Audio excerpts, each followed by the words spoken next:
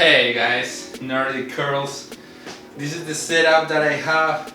Super fun movement. You can have more professional setups. You can even buy a Nordic Curl bench. They're really nice. I find that you don't need any of that. I'm using this fancy mat that you could even use an ab mat or a stack of towels, right? What you do need is a heavy barbell, a barbell that has your body weight or so. So if you're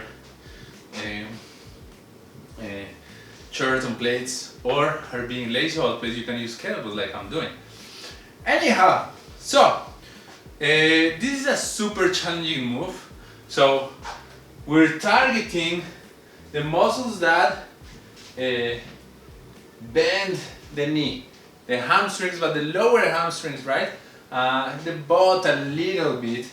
And we're actually loading them in the hardest way, right? Because the joint is going to be fully horizontal, so it's a very productive movement. It's more productive really in terms of developing that muscle that deadlifts or anything else, right? And so it's a super productive movement. Because of that, it's also super hard. It's going to be really hard to do a repetition without assistance. Like that's a lifelong project, right? And so, but you can totally do it, but it takes time. So let me go through some of the points of performance, and this will include scaling and so on. I already kind of talked the purpose, right? Like we wanna just prioritize the work on the hamstrings that are here, that are bending this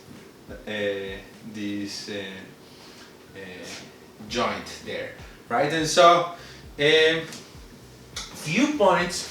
So if you're watching this video, chances are that you're just starting or like are somewhere in the journey. So you're gonna use your arms to assist you, right? And so when you do that, it's on you how much assistance you give, and you have to give the minimum that allows you to complete the task at hand, right? Like, so depending on the number of reps, it's gonna be more or less.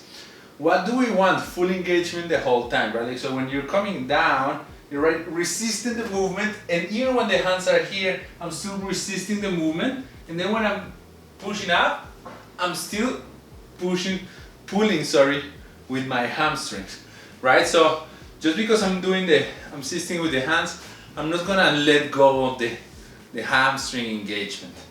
That's the first thing. Second thing on the assistant level is how hard you're gonna push off the ground. Completely up to you. Try to minimize it. With the reps, it's gonna be harder and harder. Anyhow, what you should be focusing on is keeping that engagement on the hamstrings for the longest time. And the last thing that is very controversial here, and there's a whole debate about it, is about the degree of hip opening that you want. So according to Brett Contreras and his school, a little bit of closer on the hips is actually better. A little bit more of opening is better for some other people. I personally prefer to have it a little bit close. So I'm here and I'm gonna keep it. You'll see I'm not extended, I'm here. And I prefer that because it allows me to engage the quads a little bit. And it's always good to engage the antagonistic movement, right? Like, so if you think it from the physiological way, the biomechanical way, sorry, I'm using the muscles that bend here, and then I'm using the quads to stabilize, because the quads are the ones that extend, right? So, or flex, sorry. So hamstrings flex, quads extend. Sorry about that, but I'm using antagonistic muscles, and so whenever I can use antagonistic muscles, I like it because it makes the joints more stable, right? And so if I'm too open, I have to use more hip flexors, and the quads are gonna be compromised in that thing, and so that's why I like the closure. I do think that from a developmental point of view, once you can do a body weight with hips closed, then it's time to try to do it without hip closed, right? But before, I don't see the point. Anyhow, that is it with Nordic Curls. Yeah, give it a try.